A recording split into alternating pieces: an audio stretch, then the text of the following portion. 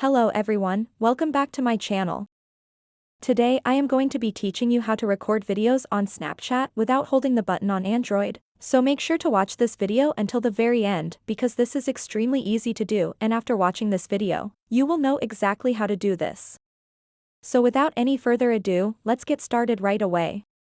So let's go ahead and open up the Snapchat app, and then if I tap and hold this button in the middle, it will record a quick little video, but if I let it go, you can see that the recording has now stopped. And if I tap and hold this button again, you can see a lock icon on the left. So if you want to record without holding this button at the middle, all you have to do is tap and hold this button and then swipe it to the left toward that lock icon, and the button will be locked in the recording and you don't have to hold it anymore. So I am not holding down this button anymore, and it is recording as usual. So if you want to stop recording, all you have to do is tap this button in the middle.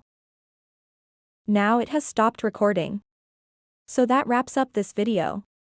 If you have any questions about this process, please let me know in the comments below. If not, give this video a thumbs up and subscribe to this channel for more helpful content like this. Thanks so much for watching and have a good day.